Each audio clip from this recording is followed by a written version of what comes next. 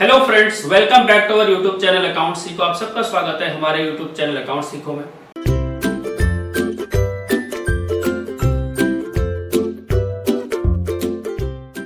I hope आप सब अच्छे होंगे, आपकी प्रिपरेशन बढ़िया चल रही होगी। इवन हम बात करें अगर हम फाइनेंशियल स्टेटमेंट की, तो फाइनेंशियल स्टेटमेंट में हमने बेसिक सीखा क्या हमारा फॉर्मेट होगा बैलेंस शीट का। और जब हम बैलेंस शीट की बात करेंगे तो बैलेंस शीट के फॉर्मेट में अगर हमने देखा तो सबसे पहले हमने देखा कि इसके अंदर इक्विटी की बात कर रहे हैं हम। इक्विटी के अंदर भी हमने देखा कि इक्विटी शेयर कैपिटल, अगर हम शेयर होल्डर फंड की बात करें तो हमने देखा उसके अंदर शेयर कैपिटल। अब शेयर कैपिटल के बारे में हम ऑलरेडी डिस्कस कर चुके हैं कि कौन कौन से शेयर कैपिटल होगी। बात करें ऑथराइज शेयर कैपिटल की, बात करें इशूड शेयर कैपिटल की, बात करें सब्सक्राइब शेयर कैपिटल की, या कॉल्ड अप शेयर कैपिटल की, पेड अप शेयर कैपिटल की, या फिर रिजर्व कैपिटल की। हम ऑलरेडी डिस्कस कर चुके हैं सारी की सारी चीजें। आज का जो हमारा टॉपिक होगा वो ये होगा कि जो बची हुई आइटम्स हैं उसको हम डिस्कस करेंगे। जैसे हमने कहा शेयर होल्डर फंड की बात करें अगर, तो शेयर होल्डर फंड में आपके पास क्या होगा, एक तो आ गया शेयर कैपिटल, दूसरा आ गया रिजर्व एंड सरप्लस। तो हम रिजर्व एंड सरप्लस से स्टार्ट करते हैं और पूरी बैलेंस शीट को समझते हैं कि क्या है। हम एक बार दोबारा से फॉर्मेट देख लेते हैं। फॉर्मेट क्या था हमारा बैलेंस शीट का, आपको ध्यान रखना part 1 schedule 3 of companies act के हिसाब से चल रही है बैलेंस शीट। हम यहाँ पर क्या करंट ईयर की फिगर लिखते हैं, यहाँ पर हम प्रीवियस ईयर की फिगर लिखते हैं। अगर हम बात करें यहाँ पर सबसे पहले इक्विटी एंड लायबिलिटीज में, तो सबसे पहले हमने देखा share holder fund. Share holder fund में हमने शेयर कैपिटल डिस्कस कर लिया। बात करते हैं रिजर्व एंड सरप्लस की। उसके बाद money received against share warrant, फिर share application, money pending allotment. उसके बाद हम देखेंगे non current liability. Non current liabilities में लॉन्ग टर्म बोरिंग्स, डिटेल के बारे में सीखेंगे, deferred tax liabilities, other long term liabilities की बात करेंगे, लॉन्ग टर्म प्रोविजंस। बात करें उसका करंट लायबिलिटी की, तो उसका देखेंगे short term borrowings, trade payables, other current liabilities and short term provisions. अब एग्जाम में क्वेश्चन इस तरह आ सकता है कि आप मेन हेड बताइए इक्विटी एंड लायबिलिटीज के। तो मेन हेड आपके हो गए share holder fund, share application, money pending allotment, non current liabilities and current liabilities. कई बार ये होता है कि वो पूछता है कि लायबिलिटी साइड में आपके पास जो मेन हेड है उनका सब हेड बताइए। जैसे पूछेगा शेयर होल्डर आपका दिया हुआ है शेयर होल्डर फंड, आप उसका सब हेड बताइए। तो आपको पता होना चाहिए कि share capital, reserve and surplus and money received against share warrant, हमारे तीनों पार्ट होंगे सब head of share holder fund. इसी तरह वहां पर तो हमारा मनी एप्लीकेशन, जो हमारा share application money pending allotment, तो सिंगली एडजस्टमेंट, उसमें तो कुछ है ही नहीं उसका सब पार्ट। बात करते हैं नॉन करंट लायबिलिटी, तो उसका सब पार्ट क्या होगा, लॉन्ग टर्म बोरिंग्स, या फिर हम deferred tax liabilities, other long term borrowings and long term provisions आ सकता है। इसी तरह वो क्या करंट लायबिलिटी के सब हेड पूछ सकता है। तो सब हेड क्या होंगे, short term borrowings, trade payables, other current liabilities and short term provisions. अब नेक्स्ट क्वेश्चन क्या होगा, वो ये पूछेगा कि आप ये बताइए कि इसके सब हेड, जो सब हेड है उसका सब हेड क्या है। जैसे अगर हम बात करें शेयर कैपिटल, तो शेयर कैपिटल का क्या है, उसका सब हेड क्या है हमारा, सॉरी शेयर होल्डर फंड है, शेयर होल्डर फंड का सब कैपिटल क्या होगा, शेयर कैपिटल। अब शेयर कैपिटल के अंदर भी क्या है, ऑथराइज शेयर कैपिटल है, इशूड शेयर कैपिटल है, सब्सक्राइब शेयर कैपिटल है, कॉल्ड अप शेयर कैपिटल है, पेड अप शेयर कैपिटल है, रिजर्व शेयर कैपिटल है। तो वो इसके बारे में पूछ सकता है। इसी तरह जैसे हमारा रिजर्व एंड सरप्लस है, तो रिजर्व एंड सरप्लस हमारा किसका हेड हो गया, सब हेड हो गया शेयर होल्डर फंड का। एंड शेयर होल्डर फंड भी क्या चीज का सब हेड है, इक्विटी एंड लायबिलिटी का। सबसे पहले इक्विटी एंड लायबिलिटी, उसका सब हेड हुआ share holder fund, share application, money pending allotment, current non current liabilities and current liabilities. इसी तरह शेयर होल्डर फंड के अंदर शेयर कैपिटल हो गया, रिजर्व एंड सरप्लस हो गया, money received against share warrant हो गया। अब शेयर कैपिटल के अंदर भी आपका क्या है, सब हेड है। तो ऐसे वो रिजर्व एंड सरप्लस का पूछ लेगा कि रिजर्व एंड सरप्लस के क्या कुछ सब हेड्स बताइए, कुछ आइटम्स बताइए। जैसे हम क्या कहेंगे, जनरल रिजर्व पूछ सकते हैं हम, इसके अंदर हमारा कैपिटल रिजर्व आ जाता है, कैपिटल रिजम्पशन रिजर्व आ जाएगा, डिवेंचर रिडेम्पशन रिजर्व आ जाएगा। तो इसी तरह के सिक्योरिटी प्रीमियम आ जाएगा, ठीक है ना। तो हम यहाँ पर देखेंगे क्या क्या है। तो वो आपसे किसी भी तरह से क्वेश्चन पूछ सकता है वो 3 मार्क्स में, तो आपको इस चीज के बारे में जानकारी होनी चाहिए। इसी तरह अगर हम लायबिलिटी के साथ साथ असेट्स की बात करें, तो असेट्स का भी आपको पता होना चाहिए क्या, कि नॉन करंट असेट्स और करंट असेट्स इसके क्या है, मेन हेड है। असेट्स का जो मेन हेड है वो क्या क्या है, non current assets and current assets. और नॉन करंट असेट्स के भी सब हेड क्या है, PP and intangible assets, non current investment, DTA, long term loans and advances और other non current assets.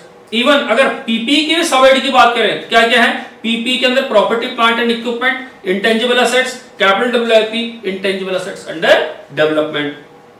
Current assets के मेन सब head की बात करें तो current investment, inventory, trade receivables, cash and cash equivalent, short term loans and advances and other current assets. कई बार ये पूछ सकता है कि ये बताइए कि जो हमारा पीपी है उसका सब हेड जो है पीपी एंड इंटेंजिबल एसेट्स का सबहेड क्या है? पीपी, उसका बताइए और सबहेड क्या है? तो हम लिख देंगे land, building, plant, machinery, furniture, fixture, computer, office equipment etcetera etcetera.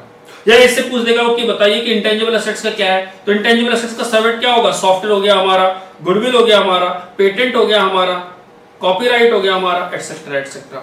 इसी तरह पूछ देगा इन्वेंट्री का बताइए, इन्वेंट्री का क्या क्या है? तो इन्वेंट्री के अंदर हमारा क्या होगा? या तो फिनिश गुड्स होगा, या फिर WIP होगा, या फिर हमारा रॉ मटेरियल हो सकता है, स्पेयर पार्ट्स हो सकते हैं, लूज टूल्स हो सकता है, एटसेट्रा। तो आपको ये ध्यान रखना है कि उसके अंदर क्या पूछ सकता है वो, ठीक है ना। जैसे ट्रेड रिसीवेबल का पूछ लेगा, तो ट्रेड रिसीवेबल में क्या होता है? डेटर्स होते हैं, हमारा क्या होगा? बिल्स रिसीवेबल होगा। तो वो कुछ भी सबहेड पूछ सकता है आपको 3 मार्क्स में, तो आपको ये चीज ध्यान रखनी है। आपको सिर्फ बैलेंस शीट के बारे में पता होना चाहिए। अब हम यानी ऑलरेडी शेयर कैपिटल के बारे में डिस्कस कर चुके थे। अब हम बात करेंगे इक्विटी एंड लायबिलिटीज में, हम बात करेंगे शेयर होल्डर फंड के अंदर शेयर कैपिटल डिस्कस हो गया, बात करेंगे रिजर्व एंड सरप्लस का। उसके बाद देखिए money received against share warrant क्या होता है, पूरा लिखा नहीं है, money received against share warrant. ठीक, चलिए जी, सबसे पहले रिजर्व एंड सरप्लस की बात करते हैं। रिजर्व एंड सरप्लस में सबसे पहला रिजर्व एंड सरप्लस आता है capital reserve. Reserve and surplus है क्या, पहले वो समझते हैं। सरप्लस का मीनिंग ये हुआ है कि एक्सेस, जो भी आपने इनकम एक्सेस कमाई है as compare to your expense is called surplus. अब आपके पास सरप्लस को हम प्रॉफिट का रूप दे सकते हैं कि प्रॉफिट को हम क्या कह रहे हैं? सरप्लस कह रहे हैं कि हमने जितना एक्स्ट्रा प्रॉफिट कमाया इस बार वही हमारा सरप्लस है। अब उस प्रॉफिट में से हम क्या करते हैं? कुछ पैसा सेव करके रखते हैं फॉर फ्यूचर। फ्यूचर के लिए हम क्या कर सकते हैं? सेव कर सकते हैं। उसमें 2 पॉसिबिलिटीज हैं कि या तो आपने पर्पज मेंशन कर रखा है या विदाउट पर्पज रखा हुआ है। अगर आपने पर्पज मेंशन किया है तो उसका नाम लिखा होगा, अगर पर्पज मेंशन नहीं किया हुआ है तो आपने सिर्फ और सिर्फ जनरल रिजर्व के नाम से रखा होगा कि इस रिजर्व का इस्तेमाल फ्यूचर में कहीं भी किया जा सकता है। तो रिजर्व क्या, हमारे बचे हुए पैसे जो हमने प्रॉफिट कमाया उसमें से जो हम पैसा बचाते जा रहे हैं उसे हम रिजर्व कह रहे हैं। और प्रॉफिट, ये सरप्लस का मीनिंग हुआ प्रॉफिट। तो जो रिजर्व एंड सरप्लस है हमारे पास, उसका उसने डिटेल बताया है कि उसके अंदर क्या क्या चीजें आ सकती हैं। तो एक तो जनरल रिजर्व हो गया। जनरल रिजर्व का मीनिंग क्या हुआ? जिसका कोई नाम नहीं है, जिसको हम कहीं भी इस्तेमाल कर सकते हैं। तो हमने पैसा बचा के तो रखा है फ्यूचर के लिए, पर उसका नाम नहीं दिया है कि किस चीज के लिए पैसा बचाया हुआ है, उसे हम जनरल रिजर्व का नाम दे रहे हैं। बट अगर नाम स्पेसिफिक है तो उसका पर्टिकुलर यूज किस चीज के लिए होगा? उसी पर्पस के लिए होगा जिस चीज के लिए आपने पैसा बचाया हुआ है। सबसे पहले बात करते हैं कैपिटल रिजर्व का। कैपिटल रिजर्व होता क्या है? कैपिटल रिजर्व का मीनिंग क्या होता है कि हमने कहा प्रॉफिट में से पैसा बचाते हैं। हमने आपको डिस्कस किया है कि अभी जो भी हम प्रॉफिट होता है उसमें से अक्यूमुलेट करते रहते हैं, पैसे बचाते रहते हैं और उसी को हम नाम दे रहे हैं रिजर्व का। तो बात करें कौन से प्रॉफिट में से? प्रॉफिट हमारे पास 2 तरह से होता है। एक होता है हमारा कि ऑपरेशनल प्रॉफिट, एक होता है नॉन ऑपरेशनल प्रॉफिट। इसे गेन भी बोलते हैं कई बार, गेन। दैट इज आपका ये ऑपरेशन नहीं है। आपने क्या किया? कोई असेट्स थी आपके पास, आपने उस असेट्स को सेल किया। आपने क्या किया? उस असेट्स को सेल किया और सेल करने से आपको क्या हुआ? प्रॉफिट हुआ। उस प्रॉफिट में से आपने फ्यूचर के लिए पैसा बचा लिया है, उसी को हम नाम दे रहे हैं capital reserve. Operational profit means जो आपका मेन बिजनेस है, उससे आप क्या कर रहे हैं? टर्नओवर सेल कर रहे होंगे, sale of goods and services कर रहे होंगे, उसमें कुछ खर्चे हो रहे होंगे, फिर उसमें से जो ऑपरेशन से प्रॉफिट हुआ उस प्रॉफिट की हम बात नहीं कर रहे हैं। हम कह रहे हैं कि हमने कोई असेट्स थी हमारे पास, हमने कोई असेट्स को बेचा, जो कि हमारा काम नहीं है, ऑपरेशन का काम नहीं है। हमने अपनी असेट्स बेची, असेट्स के बेचने से जो प्रॉफिट हुआ उस प्रॉफिट में से अगर हमने कुछ हिस्सा बचाया है उसे नाम दे रहे हैं हम कैपिटल रिजर्व का। ठीक, पढ़ते हैं क्या लिखा हुआ है। कह रहा है reserve created out of capital profit. अब देखिए जो हमारा यानी जो ये प्रॉफिट होता है असेट्स को बेचने से, उसे हम नाम देते हैं कैपिटल प्रॉफिट। ध्यान रखना है बात। कोई पूछे कैपिटल प्रॉफिट क्या होता है, तो कैपिटल प्रॉफिट का मीनिंग ये हुआ कि अगर हमने कोई असेट्स बेची है, असेट्स के बेचने से अगर कोई प्रॉफिट होता है उसे कैपिटल प्रॉफिट कहते हैं, और उस कैपिटल प्रॉफिट में से अगर हम फ्यूचर के लिए पैसा बचा रहे हैं उसे हम कैपिटल रिजर्व का नाम दे रहे हैं। तो दूसरा प्रॉफिट कौन सा होगा? क्या उसे जनरल प्रॉफिट कहेंगे? नहीं, उसका नाम होगा रिवेन्यू प्रॉफिट। क्या होगा? Revenue profit. तो जो हम नॉर्मल बिजनेस से कमाते हैं या ऑपरेशनल प्रॉफिट जो हम कहते हैं उसका दूसरा नाम क्या है? Revenue profit. तो हम कह रहे हैं कैपिटल प्रॉफिट में से अगर आपने कुछ पैसा बचाया है उसे हम कैपिटल रिजर्व का नाम दे रहे हैं, as known as capital reserve. It is created out of the profit earned from transactions of capital nature and is not available for distribution of dividend. कि हम क्या करते हैं? हमने बताया था डिविडेंड क्या है? एक प्रॉफिट का हिस्सा जो इसके शेयर होल्डर को, जो भी इसके यानी शेयर होल्डर्स हैं, उनको क्या किया जाता है? दिया जाता है प्रॉफिट के रूप में। तो तो प्रॉफिट जो कमाया उसमें से हमने का डिविडेंड के रूप में दिया जाएगा या प्रॉफिट के रूप में दिया जाएगा। तो शेयर होल्डर्स को जो डिविडेंड के रूप में दिया जाता है उसका इस्तेमाल हम कैपिटल रिजर्व का इस्तेमाल उस चीज के लिए नहीं करेंगे। तो आपको ध्यान रखना है कि अगर हम बात करें कि शेयर होल्डर फंड को जो डिविडेंड देना हो तो हम उसे कैपिटल रिजर्व में से निकाल के नहीं देंगे। ठीक, आगे देखते हैं examples of capital profit from which capital reserve is created. वो कौन कौन सा हम एग्जांपल्स हैं जब हम देख रहे हैं कि हम उसमें से क्या करेंगे, कैपिटल प्रॉफिट अर्न करेंगे और उसमें से फ्यूचर के लिए पैसा बचाएंगे। जैसे आपने क्या किया, सेल कर दी पीपी यानी प्रॉपर्टी प्लांट एंड इक्विपमेंट से लैंड बिल्डिंग फर्नीचर मशीनरी आपने बेच दी, उससे जो प्रॉफिट हुआ है उसमें से अगर आपने फ्यूचर के लिए पैसा बचाया उसे हम नाम दे रहे हैं कैपिटल रिजर्व का। बात करते हैं gain on sale of investment. आपने कहीं इन्वेस्टमेंट किया, आपने अपनी इन्वेस्टमेंट को बेच दिया और इन्वेस्टमेंट को बेचने से जो प्रॉफिट हुआ आपने उसमें से कुछ पैसा बचा लिया, उसे हम नाम दे रहे हैं कैपिटल रिजर्व का। या आपने क्या किया, यहां पर फोर फीचर की बात थोड़ा कम समझ में आएगी, बट मान के चलिए कि हमने किसी को शेयर इश्यू किए हैं और इंस्टॉलमेंट में शेयर इश्यू किए हैं। हमने कहा 10 रुपए का हमने आपको एक शेयर इश्यू किया हुआ है, उस शेयर की कीमत है 10 रुपए, लेकिन हमने कहा किस्तों में पैसा मंगाएंगे। 2 रुपए जब अप्लाई करेंगे तब मंगा लेंगे, 3 रुपए जब हम शेयर अलॉट करेंगे तब मंगा लेंगे, 5 रुपए हमने कहा फर्स्ट कॉल जब हमें जरूरत पड़ेगी तो तब मंगा लेंगे। हमने 5 रुपए फर्स्ट कॉल का मंगाया और व्यक्ति नहीं दे पाया, हम उसे नोटिस देते हो तब भी नहीं दे पाया। जब टाइमली पैसा नहीं दे पाता है तो हम उसके शेयर फोरफिट करने का अधिकार रखते हैं और हम उसका शेयर फोरफिट कर सकते हैं। तो शेयर फोरफिट करने के बाद उसे किसी और को बेचा जाएगा। फिर लेट सपोज एग्जांपल के तौर पे मान के चलिए कि हमारे पास 10 रुपए का एक शेयर है। हमने कहा जब आप अप्लाई करोगे तब हम आपको 2 रुपए आपसे मांगेंगे। जब हम आपको शेयर अलॉट करेंगे, जब हम आपको शेयर क्या करेंगे, अलॉट करेंगे, कंपनी में हिस्सा देंगे तो हमें आपसे 3 रुपए मांगेंगे और जब हमें जरूरत होगी तो हम फर्स्ट एंड फाइनल कॉल आपसे 5 रुपए मांग लेंगे। अब कंपनी ने 2 रुपए मांग लिया, 3 रुपए मांग लिया, जिसने भी अप्लाई किया था शेयर के लिए उसने 2 रुपए दे दिए। उसे जब शेयर अलॉटमेंट की बात आई तो उसे 3 रुपए दे दिए। ठीक, शेयर अलॉटमेंट कुछ है नहीं, डिजिटल ट्रांजैक्शन है जो कि आपके डीमैट अकाउंट में आ जाती है। तो हम यहां पर कह रहे हैं 5 रुपए, ये जो 5 रुपए है अब हम कॉल का पैसा मंगा रहे हैं, वो व्यक्ति देने से मना कर रहा है, उसके पास नहीं है। हम उसे नोटिस दे रहे हैं, हम कह रहे हैं आपको पैसा नहीं दिया जाएगा, तो आप क्या, आपका शेयर क्या कर दिया जाएगा, फोरफिट किया जाएगा। वो उस चीज को तब भी कंसिडर नहीं कर रहा और पैसा जमा नहीं कर पाया। अब हमारे पास अधिकार है कि हम इस कंपनी के शेयर को क्या कर सकते हैं, इस व्यक्ति के शेयर को फोरफिट कर सकते हैं। हमने क्या किया, शेयर को फोरफिट कर दिया, जब्त कर लिया।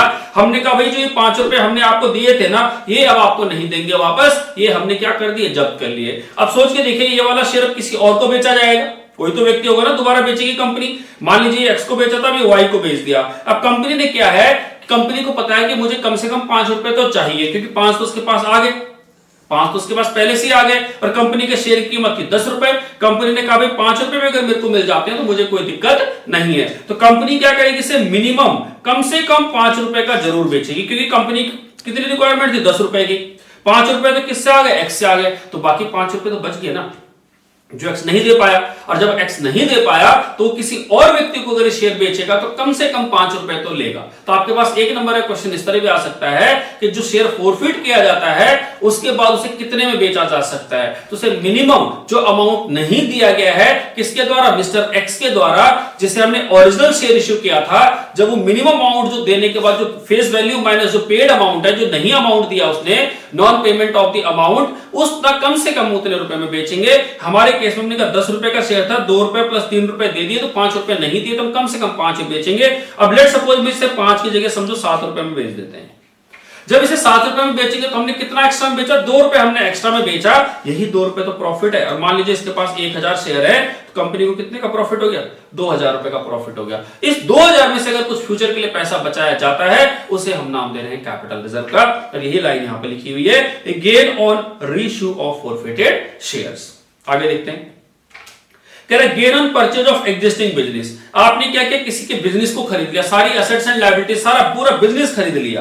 तो बिजनेस खरीद लिया आपने, और बिजनेस खरीदने से आपको क्या होगा, प्रॉफिट हो गया। इस प्रॉफिट में से अगर आपने कुछ फ्यूचर के लिए पैसा बचा लिया है उसे नाम दे रहे हैं हम कैपिटल रिजर्व का। तो आई होप आपको समझ में आया हो कि रिजर्व एंड सरप्लस का सबसे पहला हिस्सा होगा कैपिटल रिजर्व। कैपिटल रिजर्व का मीनिंग हुआ कि जो भी हमने प्रॉफिट कमाया किसी एसेट्स को बेचने से, उस प्रॉफिट में से जो हम फ्यूचर के लिए पैसा बचा रहे हैं उसे नाम दे रहे हैं हम कैपिटल रिजर्व का। ठीक है, आपको ऐसे इतनी ज्यादा जानकारी हम इसलिए दे रहे हैं कि आपको चीजें पता हो, आपके फ्यूचर रेफरेंस के लिए भी काम में आए। बट आपको पता होना चाहिए, आपके एग्जाम में सिर्फ ये पूछा जाएगा कि बताओ कैपिटल रिजर्व कहां आएगा, या फिर आपसे पूछा जाएगा कि रिजर्व एंड सरप्लस का एक पार्ट बताइए, तो आप कैपिटल रिजर्व लिख सकते हैं।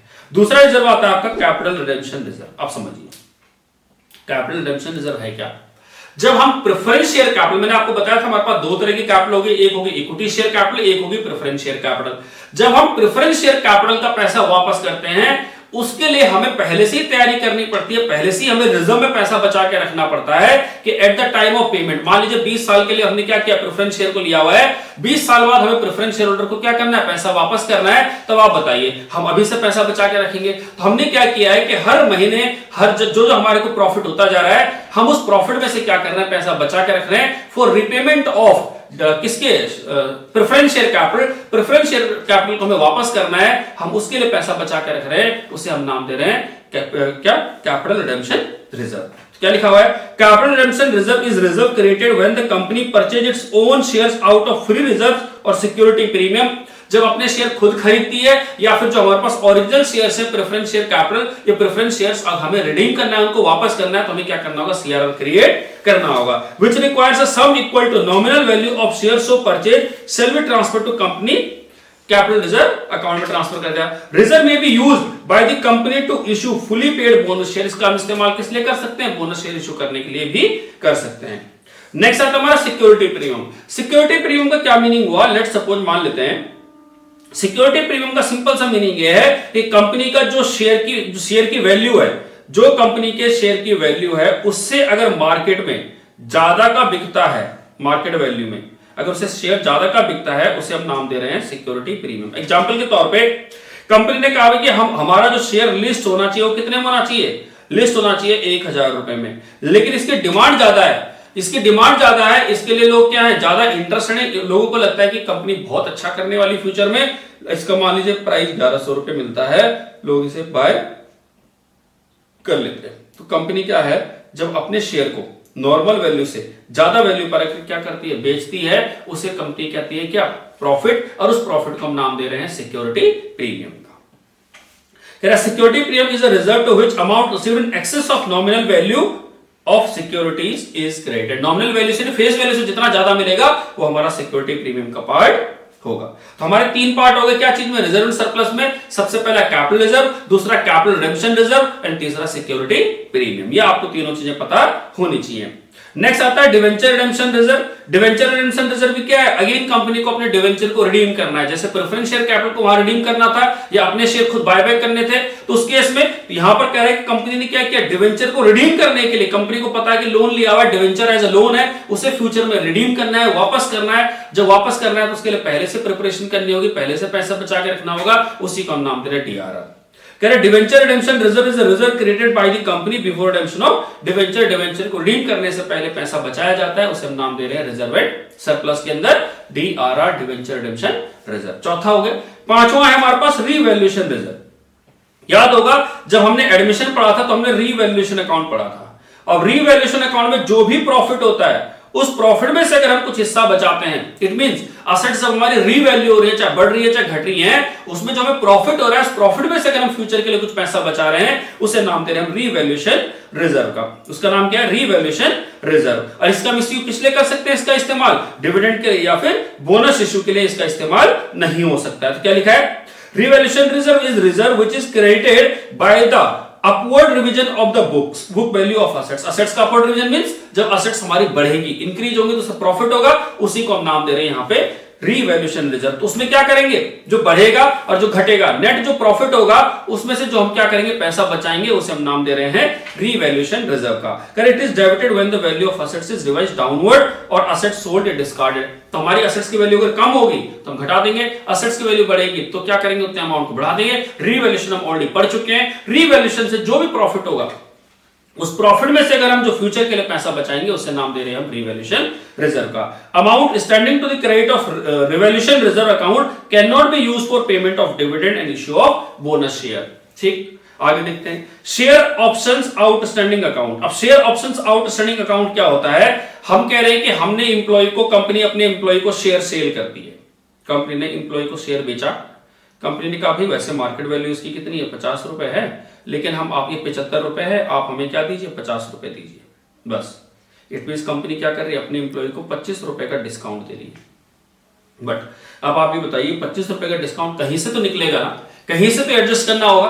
तो उसके लिए कंपनी अलग से पैसा बचाती है, उसको क्या कहती है, उसे कहते हैं shares options outstanding account. It means आप जिस कंपनी में है, अगर कंपनी लिस्टेड शेयर है तो उस कंपनी में क्या कहता है, आपको ऑप्शन दिया जाता है कि आपको क्या करें, कंपनी ने शेयर दे दिया, कंपनी कहती है कि आप 50 रुपए दीजिए और आप 75 रुपए का शेयर लीजिए। दैट मींस अब फ्यूचर में आपको होल्ड करना पड़ता है और शेयर एक मिनिमम लॉक इन पीरियड होता है कि जैसे 5 साल लॉक इन पीरियड है, 2 साल लॉक इन पीरियड है। कंपनी कहती है कि 5 साल से पहले से बेच नहीं सकते या 2 साल से पहले से बेच नहीं सकते, तो कंपनी ने लॉक इन लगा दिया, आपको यानी पूरा 50 रुपए का शेयर दे दिया है। ये कंपनी कई बार क्या होती है, किसी नए एम्प्लॉय को ज्वाइन कराती है तो उस समय भी क्या करती है कंपनी, ऑप्शंस प्लान चलते हैं। कहती है हमारा जो मार्केट में शेयर है 70 रुपए का है, ये 75 रुपए का है, हम आज इसे 50 रुपए में आप दे रहे हैं, बट आपको हमें 5 साल सर्व करना पड़ेगा। क्लियर है बात? बड़ी बड़ी कंपनी इस तरह से स्कीम लेके आती हैं for appointment of a new employ, क्योंकि उन्हें पता है कि नया एम्प्लॉय आएगा, सिखाएंगे इसे काम और चला जाएगा। इससे बढ़िया ये है कि इसे क्या किया जाए, एक लालच दे दिया जाए, जिससे कि क्या होगा कि कंपनी में रिटेन हो सके। तो कंपनी ने 75 रुपए का शेयर आपको 50 रुपए का दे दिया, तो 25 रुपए का कंपनी को क्या अपफ्रंट लॉस है, उस लॉस को मेंटेन करने के लिए क्या करना होगा, पैसा बचाना होगा। उसी को नाम दे रहे हैं शेयर ऑप्शंस आउटस्टैंडिंग अकाउंट। तो share options outstanding account is a reserve to which difference between the market value and issue price of shares or to employee is created over vesting period। जैसे 5 साल 6 साल के लिए रखा, उस period के लिए हम बचाते रहेंगे। For example the market price जो है 75 रुपए है और इशू हमने एम्प्लॉय को 50 रुपए में किया है, तो जो डिफरेंस 25 रुपए का होगा उतना हमें क्या करना होगा, पैसा बचाना होगा। उसी को नाम दे रहे हैं share options outstanding account. Surplus मैं आपको बता ही चुका हूं, प्रॉफिट की हम बात कर रहे हैं कि जो भी हमने प्रॉफिट एंड लॉस में प्रॉफिट कमाया उसमें से कुछ पैसा बचाया, उसी को हम सरप्लस का नाम दे रहे हैं। वर्कमैन कंपनसेशन रिजर्व, ये भी रिजर्व है वैसे। वर्कमैन कंपनसेशन रिजर्व का मीनिंग हुआ कि हमने फ्यूचर में पैसा बचाया। किस चीज के लिए पैसा बचाया है, कि अगर वर्कमैन के साथ या वर्कर के साथ अगर कुछ हो जाता है, कोई घटना घट जाती है वर्कर के साथ, तो उसको कंपनसेट करने के लिए हमें पैसा बचाना पड़ता है, उसे नाम दे रहे हैं वर्कमैन कंपनसेशन रिजर्व। इसी तरह इन्वेस्टमेंट फ्लक्चुएशन रिजर्व है। इन्वेस्टमेंट फ्लक्चुएशन रिजर्व का क्या मीनिंग हुआ कि जब हमारी इन्वेस्टमेंट फ्लक्चुएट करेगी, जब हमारी जो हमने इन्वेस्टमेंट किया अगर उसकी वैल्यू डाउन हो गई, तो उस केस में हमें क्या करना होगा, अलग से पैसा बचा के रखना होगा कि हम अपनी इन्वेस्टमेंट को सेव कर सकें। हम ऑलरेडी इसके बारे में डिस्कस भी कर चुके हैं, चाहे हमने बात करें एडमिशन की, रिटायरमेंट की, डेथ की, हमने ऑलरेडी डिस्कस किया है। वर्कमैन कंपनसेशन क्या होता है, इन्वेस्टमेंट फ्लक्चुएशन क्या होता है, बट ये रिजर्व्स हैं, ये आपको याद होने चाहिए नाम, ठीक। तो अगर हम रिजर्व्स की बात करें तो हमने क्या क्या पढ़ा, हमने सबसे पहले पढ़ा कैपिटल रिजर्व क्या होता है, हमने कहा कैपिटल रिडेम्पशन रिजर्व क्या होता है, हमने कहा सिक्योरिटी प्रीमियम क्या होता है, हमने कहा डिवेंचर रिडेम्पशन रिजर्व क्या होता है। ये हम अगर बात करें इसके अंदर क्या रिवॉल्यूशन रिजर्व क्या होता है, शेयर ऑप्शंस प्लान्स क्या होते हैं, और हमारा सरप्लस क्या है, वर्कमैन कंपनसेशन रिजर्व क्या है, इन्वेस्टमेंट फ्लक्चुएशन रिजर्व क्या है। ये सारे रिजर्व आपको नाम पता होने चाहिए। तो यही हमारा रिजर्व सरप्लस का हिस्सा है और उसके सब पार्ट ये है। आई होप आपको ये दोनों चीजें समझ में आई होंगी। नेक्स्ट जो हमारा बैलेंस शीट का था शेयर होल्डर फंड का, हमारा यहां पर क्या हो गया, तीसरा पार्ट आता है, वो आता है money received against share warrant. अब देखिए money received against share warrant का मतलब क्या है कि हमने कहा आज कंपनी आपको ऑफर कर रही है कि आप एक फ्यूचर डेट में क्या कर सकते हैं, स्पेसिफिक वैल्यू पे शेयर खरीद सकते हैं।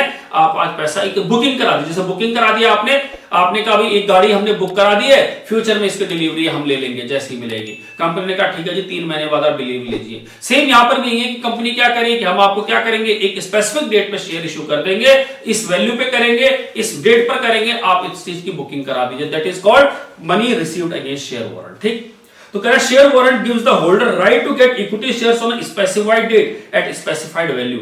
हमने कहा इतने काम देंगे, इतने रुपए की वैल्यू है, इतने रुपए का रेट है, आप हमें इतना शेयर हम आपको देंगे, आप हमें पहले क्या करा लीजिए, बुकिंग अमाउंट दे दीजिए। That is called share warrant.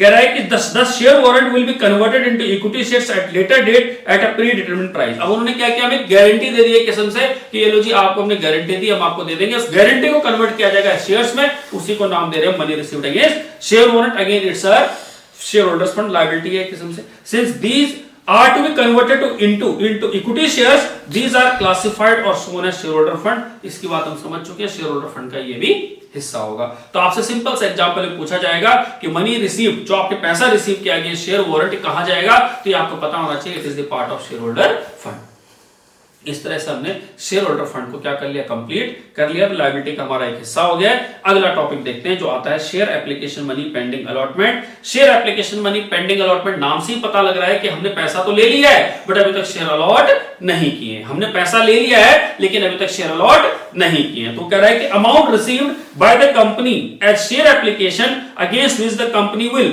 Certainly allot shares. Certainly allot shares means future में अलॉट करने की बात कर रही है। Is shown against share application money pending allotment, कि हमने शेयर एप्लीकेशन का पैसा तो ले लिया है बट अभी तक हमने शेयर अलॉट नहीं किए हैं। दिस सिचुएशन, अब ये सिचुएशन कब अराइज होती है, सोच के देखिए कि आपने क्या किया कि आपने 25 तारीख को आपने शेयर लोगों को कहा, 25 से 28 तारीख को या 30 तारीख को आपने कहा, 30 मार्च या 31 मार्च को मान लो आपने पैसा ले लिया शेयर एप्लीकेशन का।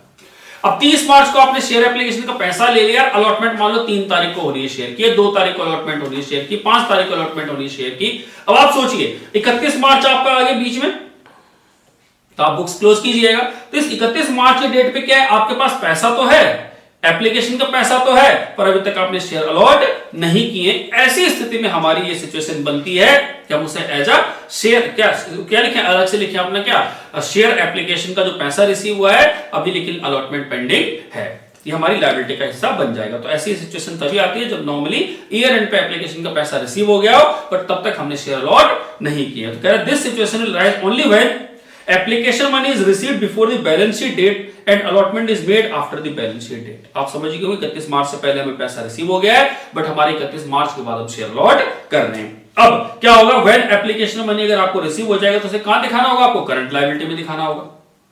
ठीक, तो करेंगे ऐसी सिचुएशन कब आएगी, जब करंट लायबिलिटी में लिखेंगे। तो कह रहा है share application money received by the company and which is refundable to the applicants, कि हमें क्या करना है, हमने पैसा रिसीव कर लिया है और जब हमें इसे वापस करना पड़ जाएगा ऐसी स्थिति में आपको इसे करंट लायबिलिटी में रखना है, ना कि आपको ऊपर कहां पर, जो आपने सेकंड पार्ट पढ़ा था हमारा शेयर होल्डर फंड के बाद।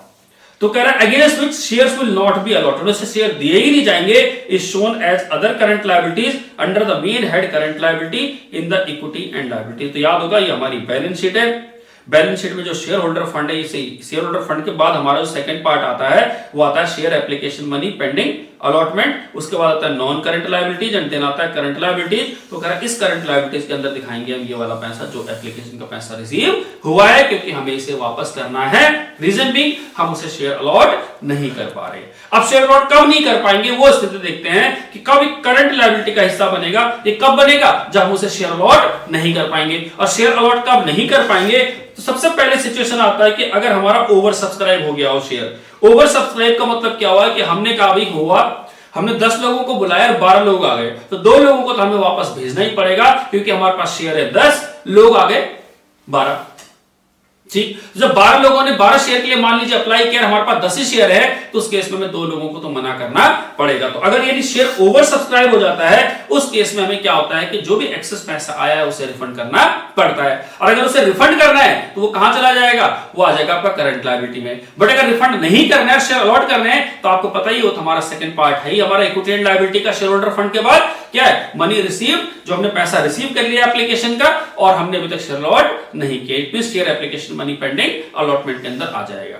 दूसरी situation when the issue is over subscribe, share तो ओवर सब्सक्राइब हो गए लेकिन हम पैसा इंस्टॉलमेंट में मांग रहे हैं। हम क्या कर रहे हैं, पैसा इंस्टॉलमेंट में मांग रहे हैं। हमने कहा पहले 10 रुपए दे दो, 2 रुपए अप्लाई के टाइम पे दे दो, 3 रुपए अलॉटमेंट के टाइम पे दे दो, 5 रुपए फर्स्ट कॉल के टाइम पे दे देना।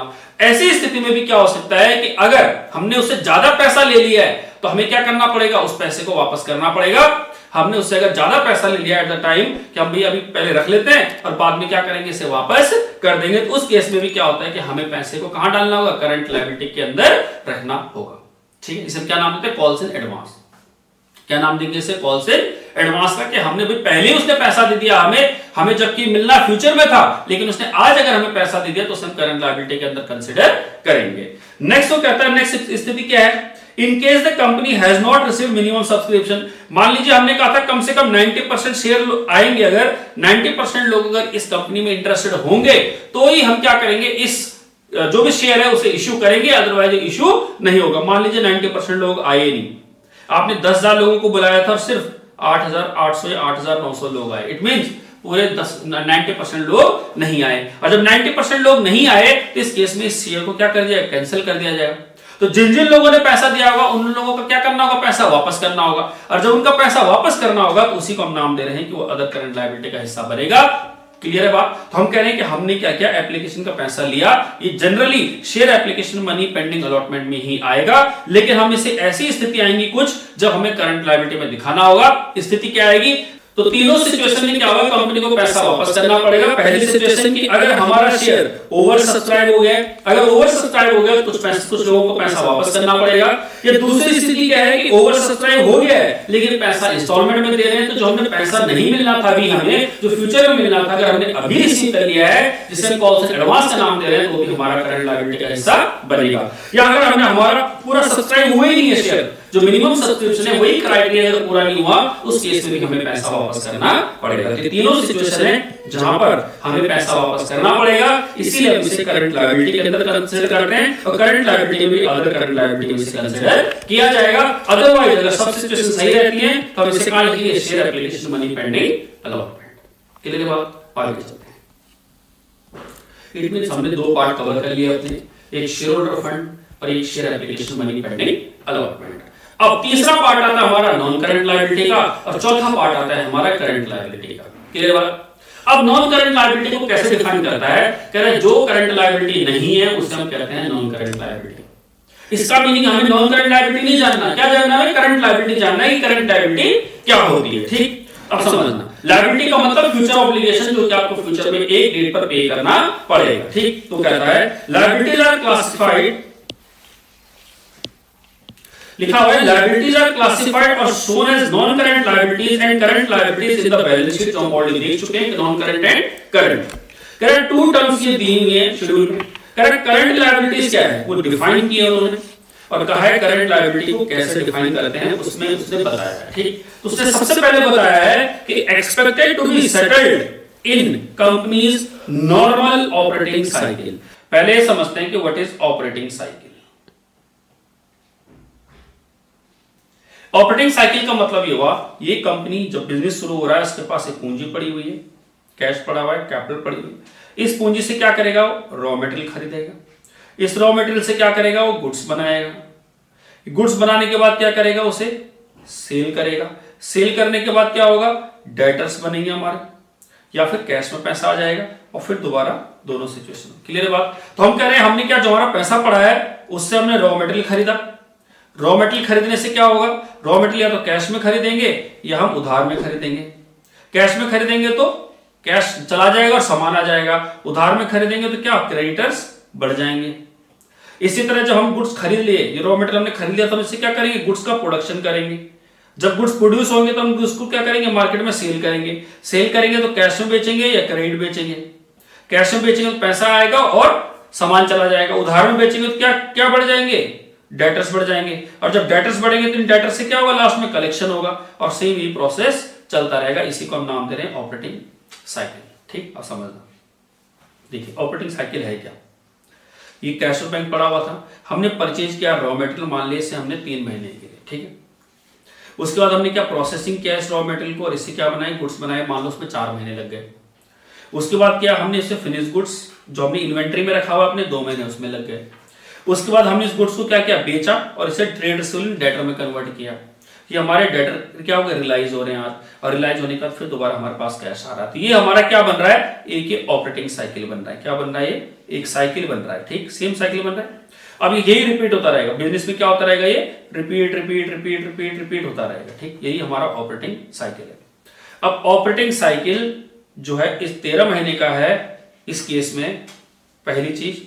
ठीक है, अब बात करते हैं पहले हम एक चीज और, हम इसे करंट और नॉन करंट कब मानेंगे, ये इंपॉर्टेंट है समझना है कि ऑपरेटिंग साइकिल कैसे डिसाइड करेगा कि करंट है। अब ऑपरेटिंग साइकिल कैसे डिसाइड करेगा, ऑपरेटिंग साइकिल विल डिसाइड कि ये करंट है या नॉन करंट है। प्लीज समझना, करंट है या नॉन करंट है। चाहे हम बात करें एसेट्स की, चाहे हम बात करें लायबिलिटी की, यहां पर हम सीख रहे हैं कि करंट क्या है और नॉन करंट क्या है। प्लीज समझना। ठीक, अब समझना इस चीज के अंदर पीरियड। अब मान लेते हैं कि आपका ऑपरेटिंग साइकिल कितने महीने का है, 12 महीने का है। कितने महीने का है, 12 महीने का आपका ऑपरेटिंग साइकिल है। अगर आपका ऑपरेटिंग साइकिल 12 महीने का है 12 महीने का हमारा ऑपरेटिंग साइकिल है। इट मींस हम कह रहे हैं कि सारी चीजें रॉ मटेरियल खरीदने से लेके, प्रोडक्शन करने से लेके, बेचने से लेके, फिर पैसा आने से लेके 12 महीने लगते हैं। ठीक, पहली कंडीशन। दूसरा, हमने कहा लेस देन 12 मंथ्स का हमारा ऑपरेटिंग साइकिल है, लेस देन 12 मंथ्स। और तीसरा हमारा more than 12 months, more than 12 months. ये तीन ही सिचुएशन है हमारे पास। हमने कहा अगर हमारा ऑपरेटिंग साइकिल 12 महीने का है या उससे कम है या उससे ज्यादा है। पहली कंडीशन, ऑपरेटिंग साइकिल अगर आपका 12 महीने का है और कन्वर्जन में आपको चाहे 2 महीने लगे, 3 महीने लगे, 4 महीने लगे, 5 महीने लगे, 6 महीने लगे, इट मीन स्टिल 12 मंथ्स, ये क्या रहेगा? हमेशा करंट रहेगा। क्या रहेगा? करंट।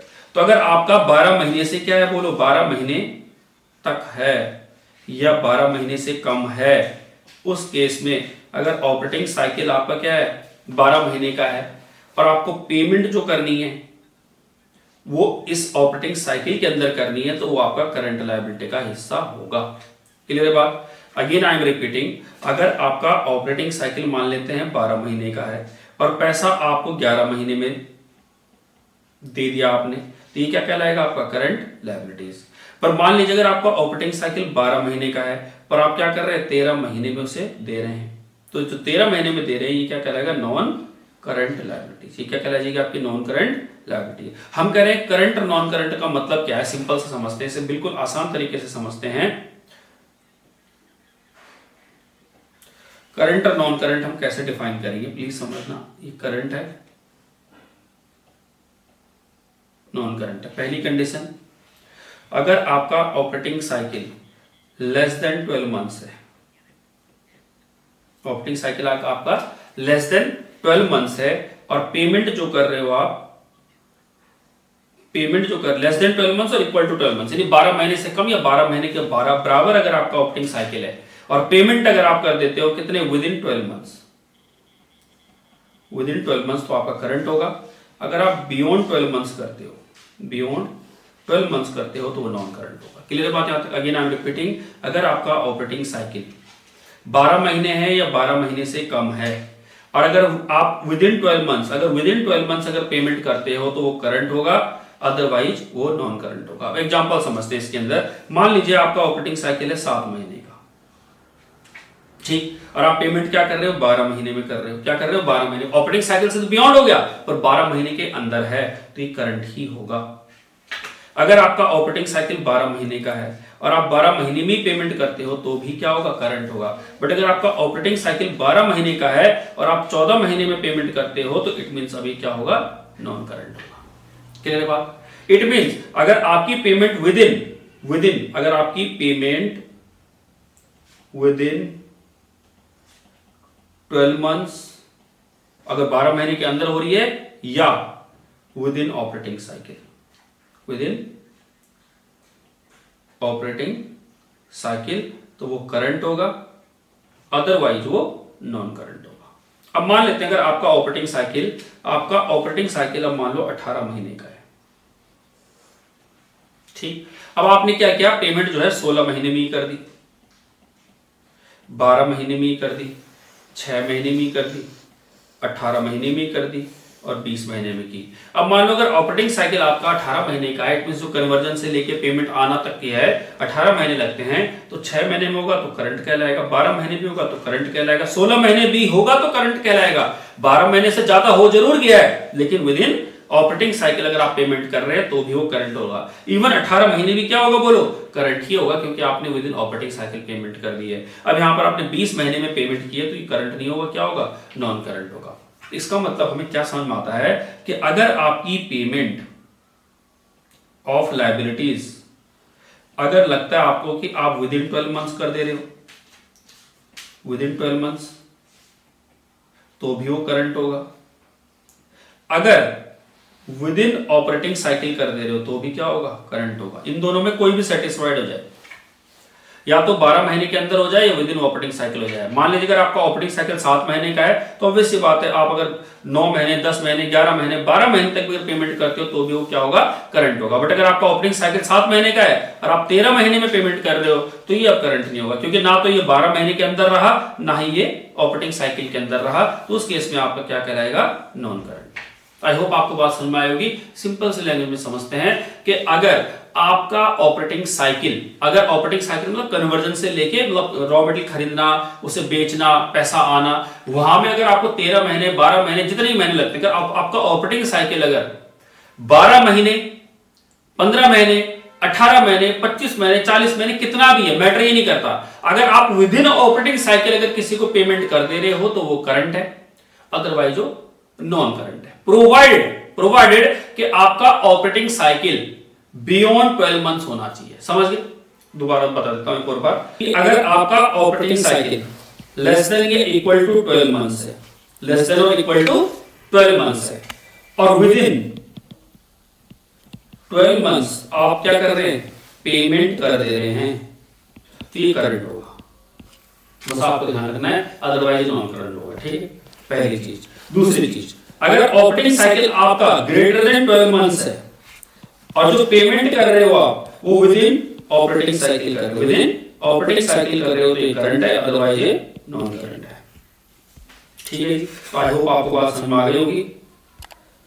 यहां पर क्या कह रहे थे कि अगर हमारा ऑपरेटिंग साइकिल 12 महीने है, 12 महीने का हमारा ऑपरेटिंग साइकिल है, और विद इन ऑपरेटिंग साइकिल अगर हम पेमेंट कर रहे हैं तो करंट है। ऑपरेटिंग साइकिल आपका 8 महीने है और हम विद इन ऑपरेटिंग साइकिल कर रहे हैं तो करंट है। बट अगर 8 महीने हैं और अगर हम 12 महीने के अंदर भी अगर पेमेंट करें तो भी ये करंट है। अगर आपका ऑपरेटिंग साइकिल 18 महीने है और हमने विद इन अगर ऑपरेटिंग साइकिल कर रहे हैं तो ये हमारा क्या होगा, ऑपरेटिंग साइकिल कर रहे हैं तो करंट होगा, तो करंट होगा। ठीक, तो आपको ध्यान रखनी है दो चीजें कि क्या payment with in operating cycle हो रही है तो भी करंट है, क्या ये विद इन 12 मंथ्स हो रही है तो भी करंट है। मान लीजिए आपका ऑपरेटिंग साइकिल 7 महीने है और पेमेंट आप 9 महीने में कर रहे हैं तो भी ये करंट है, क्योंकि पहली कंडीशन जो विद इन ऑपरेटिंग साइकिल था वो फेल हो रही है, लेकिन 12 महीने के अंदर है तो ये करंट है, इसलिए आपको इसके अंदर कंसीडर किया जाएगा एज अ करंट। तो आपको दो चीजें सिंपल ध्यान रखनी है, क्या ये विद इन ऑपरेटिंग साइकिल हो रहा है या ये विद इन 12 मंथ्स हो रहा है। इन दोनों में अगर कंडीशन आ रही है तो वो करंट है, अदरवाइज वो नॉन करंट है। ठीक, आगे देखते हैं दूसरा। कह रहे हैं कि due to be settled within 12 months from date of balance sheet. Balance sheet date से, जो हमने बैलेंस शीट में अपनी लायबिलिटी दिखाई है उस डेट से, और अगर हम 12 महीने के अंदर किसी को पेमेंट कर देते हैं तो वो हमारा क्या कहलाएगा, करंट कहलाएगा। तो उसने ये बोला कि पहली बात अगर ऑपरेटिंग साइकिल के अंदर अगर आप कोई पेमेंट कर दे रहे हैं, देखिए क्या लिखा है, expected to be settled in company's normal operating cycle. अगर ऑपरेटिंग साइकिल के अंदर अगर कोई चीज कवर हो जा रही है, ऑपरेटिंग साइकिल आपका जितने भी पीरियड का है, अगर विद इन ऑपरेटिंग साइकिल अगर पेमेंट हो जा रही है तो वो करंट है। दूसरा, अगर 12 महीने के अंदर बैलेंस शीट डेट से अगर 12 महीने के अंदर अगर कोई पेमेंट हो जा रही है, ये ड्यू है, उसे हम नाम दे रहे हैं क्या, करंट का। तो कोई भी आइटम, कोई भी लायबिलिटी अगर आपकी 12 महीने के अंदर है जो आपको देनी है वो आपकी करंट लायबिलिटी है, या अगर आप ऑपरेटिंग साइकिल के अंदर है तो भी वो आपकी करंट लायबिलिटी। तो दोनों कंडीशन होगी, अगर आपकी कोई liability with in operating cycle है वो भी करंट लायबिलिटी है, अगर कोई लायबिलिटी आपकी 12 महीने के अंदर है तो भी करंट लायबिलिटी है। Liability is classified as soon as current liability which is due for settlement within 12 months from the balance sheet date। ठीक है, नेक्स्ट तो कहता है when a period of operating cycle is less than 12 months। कोई दिक्कत नहीं, अगर आपका 12 महीने से कम भी अगर ऑपरेटिंग साइकिल है, 12 महीने से अगर आपका ऑपरेटिंग साइकिल कम है तो within 12 months, till 12 months, 12 महीने तक, till 12 months वो क्या कहलाएगी, करंट कहलाएगी, चाहे आपका ऑपरेटिंग साइकिल 2 ही महीने का क्यों ना हो। 2 महीने का ऑपरेटिंग साइकिल है पर 12 महीने तक अगर कोई लायबिलिटी ड्यू है तो वो करंट है। ठीक है, अगला क्या लिखा है, when period of operating cycle is more than 12 months, कोई दिक्कत नहीं है, अगर 12 महीने से ऊपर अगर आपका ऑपरेटिंग साइकिल, तो इट मींस अगर ऑपरेटिंग साइकिल के अंदर है अगर ड्यू तो वो आपकी करंट है, अगर ऑपरेटिंग साइकिल के बियॉन्ड चलेगी तो उस केस में नॉन करंट है।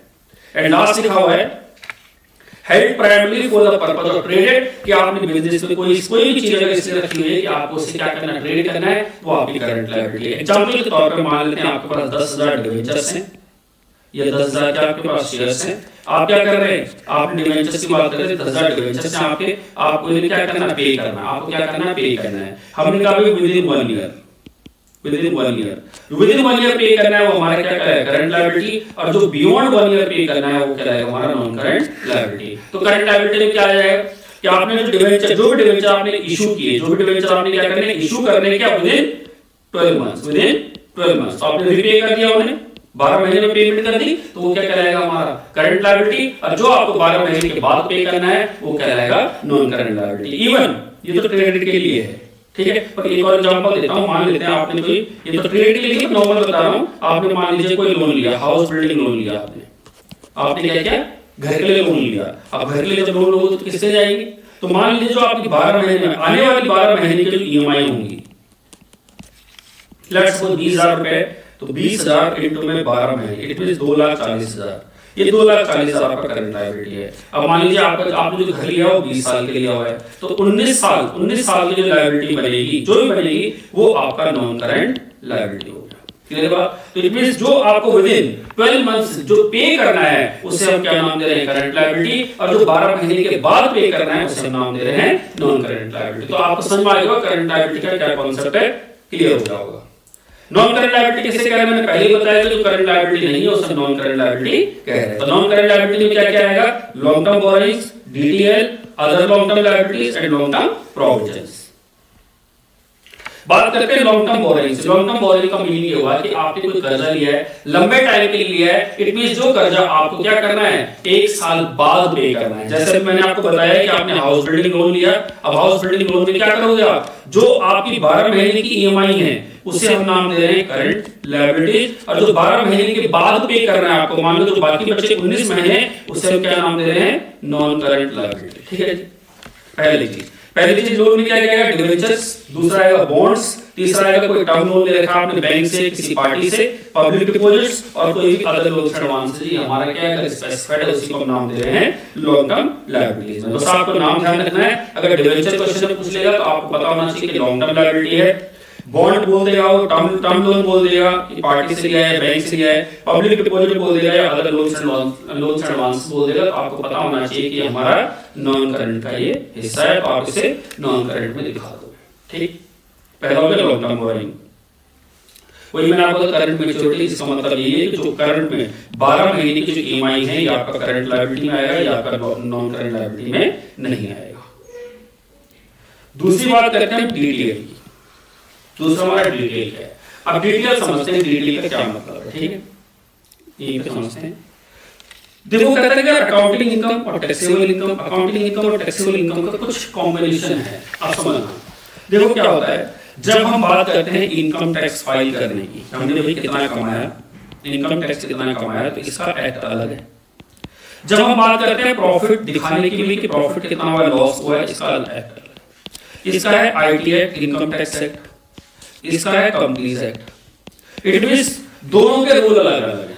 इनकम टैक्स एक्ट कहता है कि भाई कुछ आइटम्स ऐसी हैं जिसे हम खर्चा नहीं मानते, जिसे क्या नहीं मानते, खर्चा नहीं मानते, हम उसे डिसअलाउ कर देंगे। क्या कर देंगे, डिसअलाउ कर देंगे, हम इसको खर्चा नहीं मानते। जनरली जैसे प्रोविजंस होते हैं, कुछ वो कहता है खर्चा थोड़ी ना, एक्चुअली में तो आपने पैसा बचाया हुआ है, इसलिए ये डेप्रिसिएशन का है, तो कहता है डेप्रिसिएशन को हम किस रेट पर कंसीडर करेंगे, आप कुछ और रेट पे कंसीडर कर रहे हैं। तो होता क्या है, अगर हम बात करें कि जो इनकम टैक्स के हिसाब से निकलने वाला जो प्रॉफिट है और कंपनी एक्ट के हिसाब से जो निकलने वाला प्रॉफिट है, उन दोनों में डिफरेंसेस आ जाते हैं।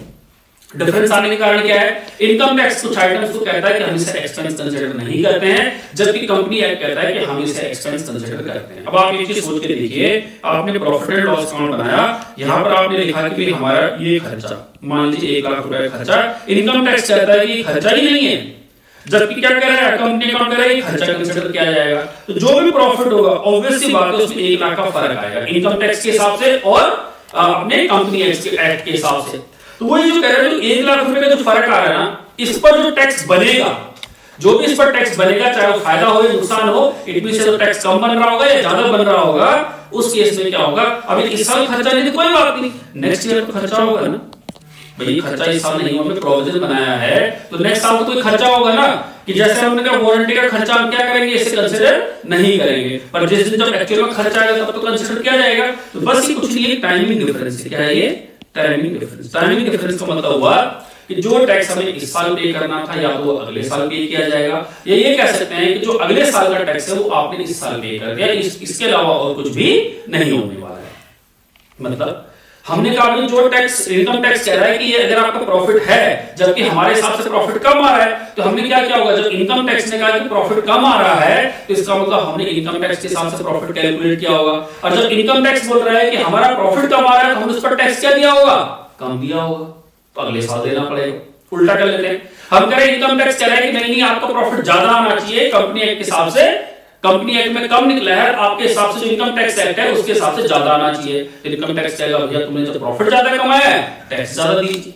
इसका मतलब क्या हुआ, हमने इस साल टैक्स ज्यादा दे दिया जो कि हमें अगले साल नहीं देना है। तो बस इसमें फर्क क्या है, डीटी और डीटीएल में आपको समझना इतना ही है कि टाइमिंग डिफरेंस का फर्क है। बस दोनों एक्ट कह रहे हैं कि ये प्रॉफिट होना चाहिए, दोनों एक्ट के हिसाब से क्या है, प्रॉफिट अलग अलग है। तो क्या होगा, जो प्रॉफिट इस साल का है वो अगले साल होगा और जो इस साल का नहीं है वो अगले साल कंसीडर किया जाएगा। तो that simply means it's a difference of time only, इसी को हम टाइमिंग डिफरेंस कहते हैं। ठीक, तो वो कह रहा है कि अगर आपका अकाउंटिंग इनकम मतलब जो आपने जो अकाउंटिंग इनकम मतलब एज पर कंपनी एक्ट, कंपनी एक्ट के हिसाब से जो आपकी अकाउंटिंग इनकम आई है वो अगर आपकी ज्यादा है टैक्सेबल इनकम से, इसका क्या मतलब हुआ कि आपके टैक्सेबल इनकम कितनी निकली, मान लो 1 लाख रुपए और कंपनी एक्ट की इनकम निकली आपके 1.5 लाख रुपए। ठीक, तो इसका क्या मतलब हुआ, अभी आपने क्या किया होगा, 1 लाख पे टैक्स पे किया होगा, जबकि आपका देना कितने में बनता है, 1.5 लाख पे बनता है। 50,000 पे आपने इस साल क्या कर दिया, टैक्स कम पे कर दिया, कम पे किया तो ऑब्वियसली बात देना पड़ेगा आपको, इसीलिए आपने इसे क्या कंसीडर किया, डीटीएल, डेफर कर दिया अपनी लायबिलिटी को जो कि हमें अगले साल पे करनी पड़ेगी, and it is called deferred tax liability.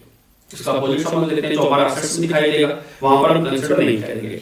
अगर आपकी अकाउंटिंग इनकम अगर आपकी कम है टैक्सेबल इनकम से, मान लेते हैं अकाउंटिंग इनकम आपकी 1 लाख होगी इस बार और टैक्सेबल इनकम कितनी होगी, 1.5 लाख। जब टैक्सेबल इनकम 1.5 लाख है इस साल तो आपको टैक्स कितने में पे करना होगा, 1.5 लाख पे, बल्कि एक्चुअल में इनकम कितनी है आपकी 1 लाख, तो आपने क्या किया होगा, एक्स्ट्रा पे कर दिया होगा टैक्स, जबकि आपको टैक्स पे करना था 1 लाख पे, पर टैक्स क्या कह रहा है कि आपकी तो इनकम 1.5 लाख है तो आप 1.5 लाख पर टैक्स पे करोगे, और जब 1.5 लाख पर टैक्स पे करोगे इट मींस आपने ज्यादा इनकम पर टैक्स पे कर दिया, और जब ज्यादा इनकम पर टैक्स पे कर दिया है इसका बेनिफिट आपको कब मिलने वाला है, आने वाले टाइम में मिलने वाला है।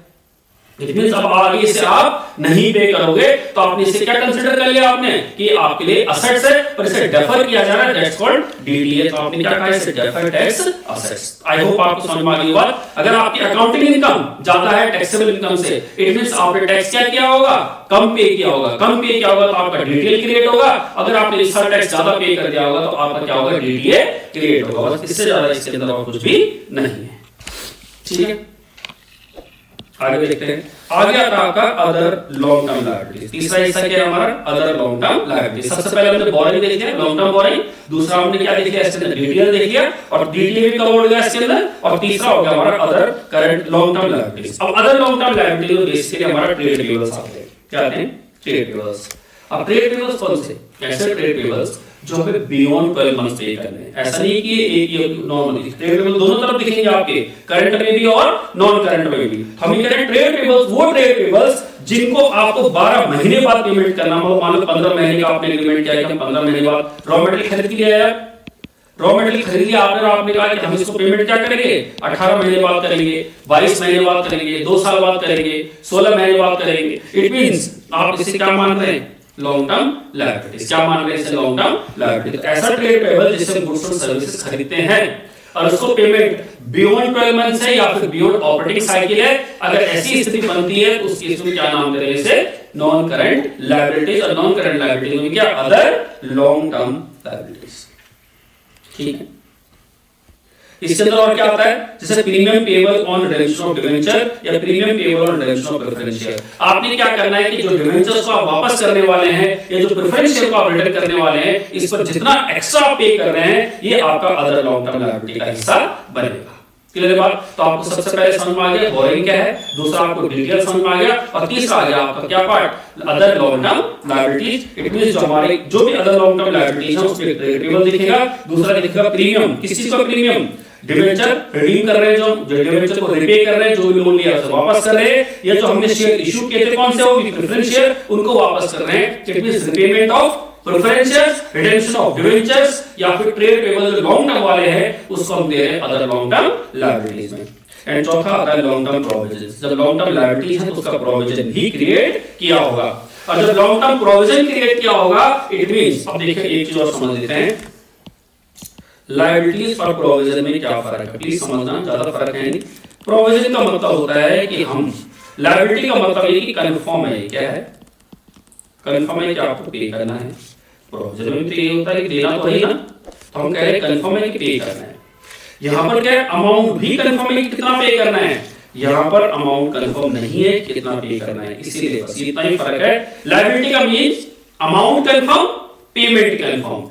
प्रोविजन का मींस देना तो है पर कितना देना है ये पता नहीं है, बस इन दोनों में यही फर्क है। क्लियर बात, आप समझते हैं। तो कह रहे हैं कि लॉन्ग टर्म लायबिलिटी जो हमारी है, जो लॉन्ग टर्म हमारा ये क्या है, लॉन्ग टर्म प्रोविजन का क्या मतलब है, लॉन्ग टर्म प्रोविजन का मीनिंग हुआ है कि आपको जो पेमेंट करनी है वो फ्यूचर में करनी है, कितनी करनी है आपको ये नहीं पता, बस आपको बियॉन्ड ऑपरेटिंग साइकिल हो या 12 मंथ्स। तो हम पढ़ चुके हैं नॉन करंट लायबिलिटी किसे कहते हैं। तो वो कह रहा है फ्यूचर में आपको इसे पेमेंट करनी है। अगर आपको फ्यूचर में पेमेंट करनी है तो उसे हम क्या नाम दे रहे हैं, उसे नाम दे रहे हैं हम नॉन करंट लायबिलिटीज का। अब देखते हैं, अब हम इसके लिए प्रोविजन बना रहे हैं। क्या चीज के लिए प्रोविजन बना रहे हैं, सोच के देखिए। एक एम्प्लॉय ने आज ज्वाइन किया है, उसे आप ग्रेचुटी दोगे। एक एम्प्लॉय ने आज ज्वाइन किया है, लेट सपोज उसने 22 साल की एज में ज्वाइन किया है, अब वो 60 साल में रिटायर होगा। कितने साल रहेगा आपके साथ, 38 ईयर्स। अब देखिए, जब वो 38 साल आपके साथ रहेगा, जब वो 38 साल आपके साथ रहेगा तो पेमेंट आपको 38 साल जब खत्म होंगे तब पे करना है, मतलब 38 साल के एंड में पेमेंट करनी है। तो बताइए, अब आपको ये तो नहीं पता ना एग्जैक्ट कितना पे करना पड़ेगा, क्योंकि उसके क्या होगा, उसकी सैलरी कितनी बढ़ेगी, उसका कितना टाइम पीरियड रहेगा, ये सब चीज कंसिडर की जाएगी ग्रेचुटी की वैल्यूएशन करने के लिए। जब ग्रेचुटी की वैल्यूएशन की जाएगी तो आपको पता तो है पे करना है। जब बंदा रिटायर होगा तो आपको पेमेंट तो करनी है कि क्या है, जैसी आपको पेमेंट करनी है कंफर्म है, बट कितना अमाउंट पे करना है आपको इस बारे में कंफर्म नहीं है। बस इसी को तुम क्या कह रहे हैं, प्रोविजन। पर ये कैसा प्रोविजन है, लॉन्ग टर्म। यही अगर शॉर्ट टर्म होता तो शॉर्ट टर्म मींस मान लो वो अगले साल रिटायर हो रहा है, यही एम्प्लॉय क्या होने वाला है, सोचो नेक्स्ट ईयर रिटायर हो रहा है, नेक्स्ट ईयर, तो अब क्या कहलाएगा, ये शॉर्ट टर्म प्रोविजन होगा। बस कि हमें भी अभी भी बनाना पड़ रहा है क्योंकि अगले साल रिटायर होने वाला है, इससे पहले हमें पता ही नहीं था। ठीक, जब मान लो यानी अब तो ये नया रूल आ गया, नया लेबर रूल, उसमें हमें 1 साल के अंदर अंदर क्या करनी है, ग्रेचुटी को पेमेंट करना है। तो 1 साल में कोई इंप्लॉय काम करता है तो उसे ग्रेचुटी देनी पड़ेगी। तब सोचो कोई व्यक्ति आपके पास आया, कोई इंप्लॉय आया और वो आपके साथ 1 साल 1.5 साल काम किया, उसने 1.5 साल जैसे ही काम करेगा, बताओ 1 साल जैसे ही उसे होगा कंप्लीट, क्या आपकी लायबिलिटी बन जाएगी, यस, कि लायबिलिटी बन जाएगी। और डिपेंड करता है नॉन करंट होगी या फिर करंट होगी। अब आपको विद इन 12 मंथ्स पे करना है तो करंट होगी, अदरवाइज वो नॉन करंट होगी। तो पैसा तो बचाना पड़ेगा ना आपको, तो उसी को हम नाम दे रहे हैं प्रोविजन का। क्लियर है बात। तो हमने यहां पर कहा क्या, लॉन्ग टर्म प्रोविजन, ऐसी लायबिलिटी जो आपको फ्यूचर में पे करनी है, बियॉन्ड 12 मंथ्स, 12 महीने या ऑपरेटिंग साइकिल के बाद पे करनी है, बट आपको ये नहीं पता है कितना अमाउंट पे करना है, उसे हम नाम दे रहे हैं लॉन्ग टर्म प्रोविजन का। जनरली इसके अंदर इंप्लॉय बेनिफिट्स आते हैं, जो भी इंप्लॉय के बेनिफिट्स होते हैं। इंप्लॉय के बेनिफिट्स में क्या, ग्रेचुटी हो गया, लीव इनकैशमेंट हो गया, जनरली ये चीजें कंसिडर की जाती है। क्लियर बात, आगे देखते हैं। नेक्स्ट आता है आपका करंट लायबिलिटीज। अगर हम करंट लायबिलिटी की बात करें तो हमने कहा हम नॉन करंट लायबिलिटी समझ चुके हैं, बियॉन्ड तो करंट लायबिलिटी में हम समझ ही चुके हैं कि ऑपरेटिंग साइकिल के अंदर हो या 12 महीने के अंदर अगर ड्यू हो जाए तो हमें इसका मतलब उसे पेमेंट करनी है, और पेमेंट करनी है तो हमें पैसा बचाना होगा, इसी को हम नाम दे रहे हैं करंट लायबिलिटीज का। तो हमने कहा करंट लायबिलिटी किसे कह रहे हैं, जो आपकी विद इन 12 मंथ्स ड्यू हो जाए या ऑपरेटिंग साइकिल के अंदर ड्यू हो जाए।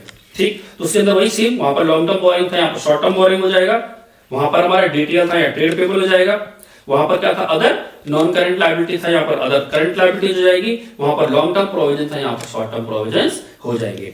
सबसे पहले बात करते हैं शॉर्ट टर्म बोरोइंग की। तो जो हमने वहां पर लॉन्ग टर्म बोरोइंग के अंदर देखा था, यहाँ पर लोन ही है, लोन का लोन मतलब लोन क्या, हमें विद इन 12 मंथ्स पे करना है जो, तो कौन से, लोन रिपेबल ऑन डिमांड, भैया जो हमने कहा कि तुरंत हम दे देंगे, जैसे आप मांगोगे वैसे ही पे कर देंगे। या बैंक ओवरड्राफ्ट हो गया, कैश क्रेडिट हो गया, हमने बैंक से ओवरड्राफ्ट लिया हुआ है, ओडी लिमिट ली हुई है, जैसे जैसे होगा हमें तुरंत तुरंत पे करना होगा, हमारा ड्यू होगा करंट ईयर में। या हमने सीसी लिमिट ले रखी है, हमने क्या किया, तुरंत से पेमेंट करना है, विद इन 12 मंथ्स पे करना है, उसी को हम नाम दे रहे हैं करंट लायबिलिटी या शॉर्ट टर्म बोरोइंग।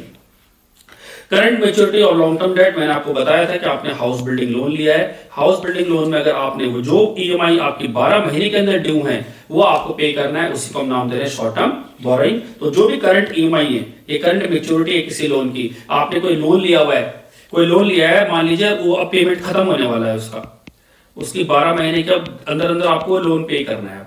तो जैसे ही 12 महीने के अंदर आपने कोई लोन पे करना है, उसकी मेच्योरिटी 12 महीने में होने वाली है, आपको 12 महीने के अंदर ही उसे पे करना है। तो जैसे ही उसके 12 महीने के अंदर पेमेंट होने वाली है, ऑपरेटिंग साइकिल के अंदर पेमेंट होने वाली है, जो कि मेच्योर हो गया है, वो हमारा शॉर्ट टर्म लोन हो गया। या लोन्स फ्रॉम पार्टीज या रिपेबल विद इन 12 मंथ्स बात हुई है, डिपॉजिट्स है कोई, other loans and advances. Simple सी बात यह है, कोई भी कर्जा अगर आपको लगता है कि 12 महीने में हमें उसे पे करना है, वो हमारा यानी क्या है, शॉर्ट टर्म बोरोइंग का हिस्सा बनेगा। जैसे उसने लिख दिया current maturity of long term debt, इसी की बात कर रहा है कि जो भी करंट मैच्योरिटी है उसकी, जो आप अभी पे करने वाले हो जो हिस्सा, उसको हम नाम दे रहे हैं शॉर्ट टर्म बोरोइंग। ठीक है, करंट मैच्योरिटीज ये मैं आपको ऑलरेडी डिस्कस कर चुका है, इसके अंदर लोन के बारे में बात हो रही है, आप इसका स्क्रीनशॉट ले सकते हैं, पेमेंट पढ़ लेना से घर पे। नेक्स्ट आता है ट्रेड पेबल्स। ट्रेड पेबल्स का मतलब हुआ कि हमने सप्लायर से कोई रॉ मटेरियल खरीदा है, कोई गुड्स खरीदे हैं, ये कोई सर्विसेज खरीदे हैं, कोई हमने गुड्स एंड सर्विसेज खरीदे हैं, उसके बदले हमें फ्यूचर में पे करना है, हमें 12 महीने के अंदर पे करना है, उसे हम नाम दे रहे हैं ट्रेड पेबल। क्योंकि हमारा शॉर्ट टर्म है तो हमें 12 महीने के अंदर अंदर उसे पे करना है, या ऑपरेटिंग साइकिल के अंदर उसे पे करना है, उसे हम नाम दे रहे हैं ट्रेड पेबल्स का। नेक्स्ट लिखा हुआ है अदर करंट लायबिलिटीज। अब अदर करंट लायबिलिटीज में क्या क्या चीज आएंगी वो समझना, ये इंपॉर्टेंट है थोड़ा। सबसे पहले कहता है interest accrued but not due on borrowing. इसका मतलब समझते हैं कि इंटरेस्ट एक्रू हो गया है, एक्रू का मतलब देना है, पर अभी तक ड्यू नहीं हुआ है, तो ड्यू डेट नहीं आई है। एग्जांपल के तौर पे मान लेते हैं आप 30 जून को और 31 दिसंबर को कोई क्या करते हैं, पेमेंट करते हैं लोन की।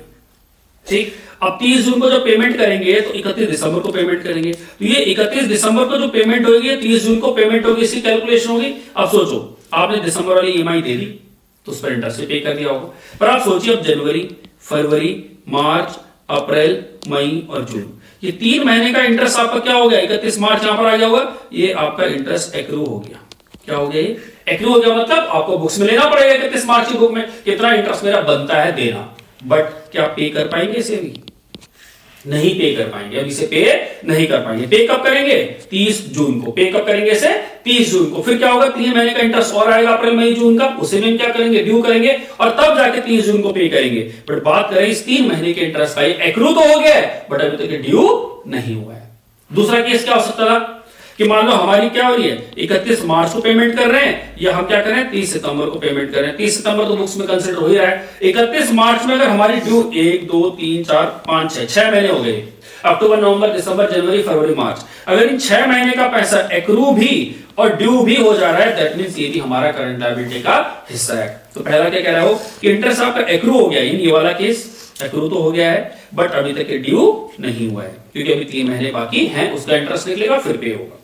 दूसरा केस इंटरेस्ट एक्रू भी हो गया, ड्यू भी हो गया, इट मींस ये वाला केस कि यहां पर आपने 6 महीने का क्या हो गया, इंटरेस्ट बुक्स भी कर लिया, बुक भी कर लिया है, और ड्यू भी हो गया क्योंकि आपको इसे पे करना पड़ेगा। तीसरा इनकम रिसीव्ड इन एडवांस, जैसे मैंने बताया था आपको कि कोई आपने पैसा रिसीव कर लिया एडवांस में, तो आपको उसको काम करना पड़ेगा, आपको क्या करना पड़ेगा, उसके लिए काम करना पड़ेगा। आपने एडवांस से पैसा रिसीव कर लिया है, अब आपको इसे क्या करना पड़ेगा, उसके लिए वर्क करना पड़ेगा, तो ये भी आपका करंट लायबिलिटी का हिस्सा बन जाएगा। अनपेड डिविडेंड, ऐसा डिविडेंड जो डिक्लेयर हो गया है बट अभी तक पे नहीं हुआ है शेयर होल्डर को, तो जो अनपेड डिविडेंड है वो भी हमारा क्या होगा, हमारा करंट लायबिलिटी का हिस्सा बनेगा। एक्सेस एप्लीकेशन मनी रिफंडेबल, याद होगा जब हमने बताया था कि एप्लीकेशन के टाइम पर कोई पैसा ज्यादा आ जाता है तो हमें उसे वापस करना है। वापस करने के हमने तीनों केस पढ़े थे, ये तो ओवर सब्सक्रिप्शन हो जाएगा, या इंस्टॉलमेंट में होगा तो कुछ इंस्टॉलमेंट अभी तक हमारी पे जो हमने मांगी नहीं है वो, और तीसरा केस कि हम कह रहे हैं कि हमारा मिनिमम सब्सक्रिप्शन ही पूरा नहीं हुआ, उस केस में भी क्या होगा कि आपको पैसा वापस करना पड़ सकता है। तो उस पर इंटरेस्ट जो दोगे वो तो इंटरेस्ट यही कवर हो जाएगा कि इंटरेस्ट अक्रू हो रहा है या फिर इंटरेस्ट अक्रू एंड ड्यू दोनों हो रहा है। अनपेड मेच्योर डिपॉजिट, मान लीजिए unpaid mature deposits and interest means अभी तक आपने मेच्योरिटी हो गई है किसी लोन की, किसी अमाउंट की मेच्योरिटी होगी कि आपको पे करना है, लेकिन अभी तक आपने उसे पे ही नहीं किया। जब पे नहीं किया तो सिर्फ डिफॉल्टर भी कह सकते हैं अपने आप को, तो आपने पे नहीं किया तो उस केस में जो इंटरेस्ट होगा या जो अमाउंट होगा जो पे करना है हम उसकी बात कर रहे हैं। ये यहां पर unpaid mature deposits interest accrued thereon, it means अभी तक मेच्योर जो डिवेंचर्स हो गए हैं, जो डिवेंचर मेच्योर हो गए अभी तक आपने उसको क्या नहीं किया, पे नहीं किया, उसका इंटरेस्ट पे नहीं किया। कॉल्स एडवांस पढ़ चुके हैं कि जो हमने पैसा अभी तक पहले ही ले लिया एप्लीकेंट से पैसा, लेकिन अभी तक हम क्या करें, सिर्फ शेयर अलॉट किए, पर इंस्टॉलमेंट के केस में ऐसा होता है कि हमने एडवांस से पैसा ले लिया है लेकिन अभी तक उसकी फाइनल कॉल ड्यू नहीं हुई है। और अदर पेबल्स में और क्या आ जाएगा, एम्प्लॉय से रिलेटेड पेमेंट्स आ जाती हैं। जैसे मान लीजिए आउटस्टैंडिंग एक्सपेंस, किसी बिजली का बिल है आपका बचा हुआ, आपको वो पे करना है, या आप कैसे प्रोविडेंट फंड, एम्प्लॉय का पीएफ ड्यू हो गया है, अब अगले महीने रिटायर होने वाला, उसको पेमेंट करनी है, या ईएसआई की पेबल है, या आपका कोई भी इस तरह की लायबिलिटी जो आपको विद इन 12 मंथ्स पे करनी है या आने वाले समय में ऑपरेटिंग साइकिल के अंदर पे करनी है, उसे हम करंट लायबिलिटी का हिस्सा दे रहे हैं। ये आपको ध्यान रखना है कि अदर करंट लायबिलिटीज में क्या क्या चीज आएंगी। मोस्ट इंपॉर्टेंट क्या क्या आएगा, interest accrue but not due, interest accrue and due, income received in advance, unpaid dividend, excess application money refundable, interest thereon, unpaid mature deposits and interest thereon, unpaid mature debentures and interest thereon, calls in advance and other payables. Other payables में कोई outstanding expenses हो सकते हैं, कोई PF का पैसा हो सकता है, ईएसआई का पैसा हो सकता है, ये आपको ध्यान रखना है। जब हमने बात की है किसकी, लायबिलिटी की, तो प्रोविजन की बात करेंगे। तो जो लायबिलिटी है उसी की हम क्या बना रहे हैं, यहाँ पर प्रोविजन बना रहे हैं। तो शॉर्ट टर्म प्रोविजन किसे कह रहे हैं, हमें पता है कि लायबिलिटी है कि हमें देना है, बट अमाउंट फिक्स नहीं है, अमाउंट का भी पता नहीं है, उसी को हम प्रोविजन कह रहे हैं। तो प्रोविजन क्या होगा, अगेन प्रोविजन फॉर एम्प्लॉय, जो हमारे शॉर्ट टर्म प्रोविजन होंगे क्या होंगे, और शॉर्ट टर्म प्रोविजन हमने प्रोविजन एम्प्लॉय के लिए बनाया, एक्सपेंस के लिए बनाया, टैक्स के लिए बनाया, या फिर अदर प्रोविजन जो बनेंगे हमारे, वो हमारा शॉर्ट टर्म प्रोविजन का हिस्सा होगा। तो आई थिंक आपको जो लास्ट पार्ट हमारा शॉर्ट टर्म प्रोविजन का वो भी समझ में आया होगा। प्रोविजन किसके लिए बना रहे हैं हम, एम्प्लॉय बेनिफिट्स के लिए। जैसे मैंने कहा एम्प्लॉय को क्या रिटायर होने वाला है, उसको ग्रेचुटी देनी है, उसका पैसा, उसको नहीं क्या करना है, लीव इनकैशमेंट का पैसा देना है, ये हो सकता है, या उसको क्या पीएफ का पैसा देना है, ये हो सकता है। कि एम्प्लॉय से रिलेटेड जितने भी खर्चे होंगे उन सब की हम बात कर रहे हैं। या हमने कहा प्रोविजन फॉर एक्सपेंस हो सकता है, जैसे आपने आउटस्टैंडिंग बिजली का बिल है आपका, वो पे करना है आपको, आपने इलेक्ट्रिसिटी का बिल पे करना है, इसके अंदर आपको क्या रेंट पे करना है मान लीजिए ऑफिस का, तो जो आपको फ्यूचर में पे करना है विद इन 12 मंथ्स, उसके लिए जो आप पैसा बचा के रख रहे हैं अभी, उसे हम नाम दे रहे हैं एक्सेस, ये प्रोविजन बात कर रहे हैं। इसी तरह हम कह रहे हैं प्रोविजन फॉर टैक्स। आपको भी पता है आप जितना इनकम जनरेट करोगे आपको at the end of the year tax पे करना है, बट आपको ये नहीं पता है कि आपकी इनकम कितनी होने वाली है एग्जैक्ट। तो आप क्या करते हो, एक एस्टिमेट अमाउंट पे क्या करते हो, पैसा बचाते हो, उसी को हम नाम दे रहे हैं प्रोविजन।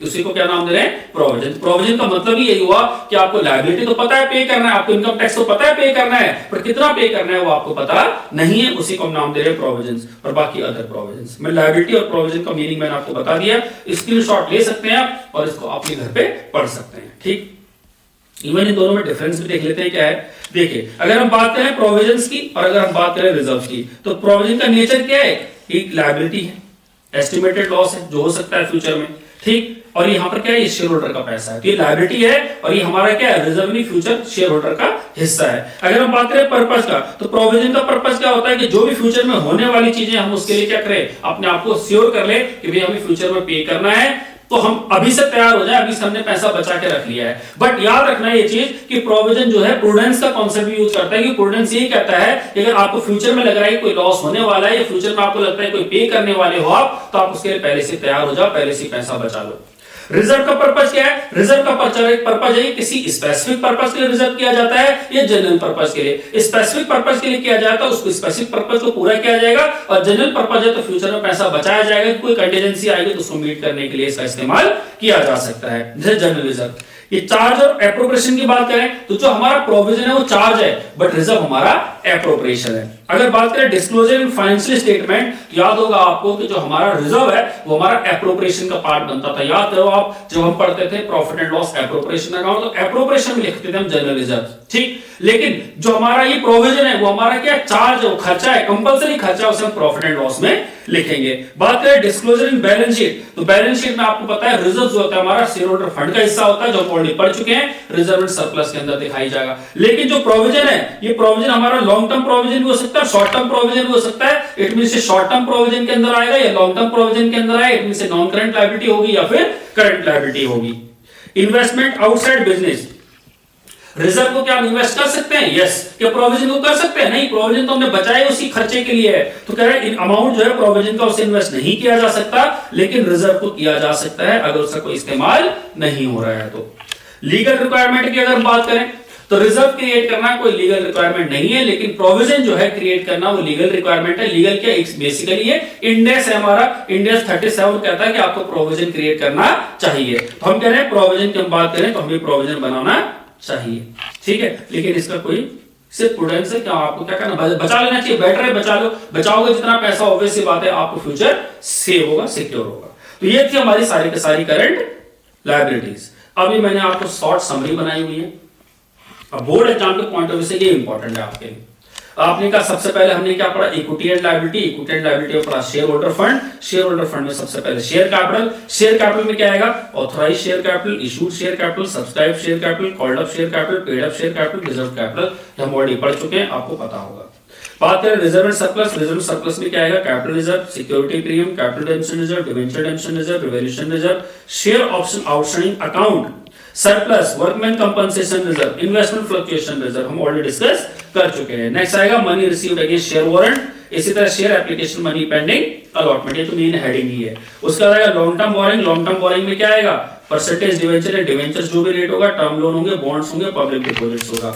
डिटेल की हम बात कर चुके हैं, जहां पर अकाउंटिंग इनकम आपकी ज्यादा है, टैक्सेबल इनकम कम है, उसे हम डिटेल कह रहे हैं। अदर लॉन्ग टर्म लायबिलिटीज में क्या आएगा, ट्रेड पेबल्स होंगे, premium payable on redemption of debentures, premium payable on redemption of preference shares. अगर हम बात करें लॉन्ग टर्म प्रोविजंस की तो क्या होगा, provisions for gratuity, provisions for leave encashment, means employ के लिए provision, provisions for warranty claims, ये लीगल कोई क्लेम है, लीगल क्लेम आपको लगता है कि अगर आपको फ्यूचर में पे करना पड़ सकता है, किसी ने आपके ऊपर केस किया हुआ है, आपको लगता है आप केस हार सकते हो, तो आपको क्या करना पड़ेगा, पैसा बचाना पड़ेगा उसके लिए, उसी को हम कह रहे हैं लीगल क्लेम प्रोविजंस।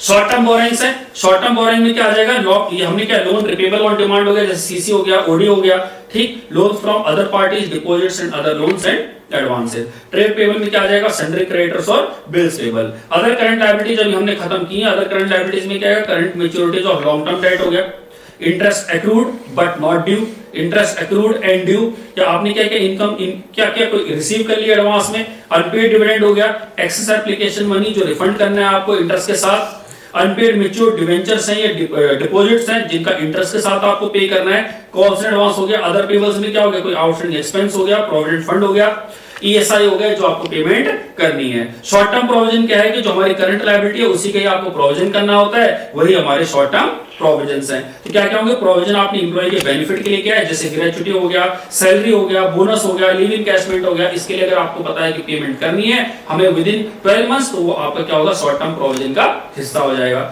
इसी तरह प्रोविजन फॉर एक्सपेंस, आपने ऑडिट का खर्चा दिया, रेंट है, इंश्योरेंस है, एटसेट्रा, जो भी खर्चा आपको लगता है कि आपको पे करने वाले हो, जिसका आपका एस्टिमेशन नहीं है, एग्जैक्ट अमाउंट नहीं है, उसके लिए आप पैसा बचाते हो, उसे हम नाम दे रहे हैं short term provisions.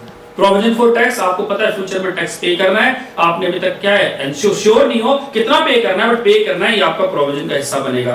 Provision for doubtful debt, provision for depreciation, provision for warranty claim, या कोई इसी तरह का अदर प्रोविजन, जैसे कि हमने लॉन्ग टर्म में पे करना है किसी को लीगल लोन के लिए, लॉन्ग टर्म लोन को अगर आपको पे करना है उस पर इंटरेस्ट देना है, या आपका कोई लीगल प्रोविजंस है, कोई लीगल क्लेम है जो आपको लगता है कि फ्यूचर में हमें देना पड़ेगा, उसके लिए आपने पैसा बचा के रखा है, उसी का नाम दे रहे हैं शॉर्ट टर्म प्रोविजन का। इस प्रकार हमने क्या किया, सारी की सारी हमने इसके अंदर लायबिलिटीज कवर कर ली है। तो जो हमारा ये सेकंड पार्ट है लायबिलिटी का, हमने बैलेंस शीट में देखा था, फर्स्ट पार्ट हमारा असेट्स होता है और सेकंड पार्ट लायबिलिटी होता है। तो लायबिलिटी के अंदर equity and liability we have covered, ठीक है जी। तो हम सारा का सारा इक्विटी एंड लायबिलिटीज कवर कर चुके हैं, जिसके अंदर आपको एक एक चीज डिटेल में समझा दी है, लास्ट में आपके लिए समरी बना दी है। आपको ये सारा याद रखना है, एग्जाम में आपके पास 2 या 3 मार्क्स का ये आ सकता है, बट इससे ज्यादा इंपॉर्टेंट ये है कि आपको हर चीज का पता इसलिए होना चाहिए क्योंकि जब आगे जाके भी आप पढ़ेंगे, कोई सीए करेगा, कोई एमबीए करेगा, कोई बीबीए करेगा, तो आपको उस चीज में भी इस चीज की मदद मिलेगी, डेफिनेटली इसकी हेल्प होगी। आपको एक एक चीज के बारे में पता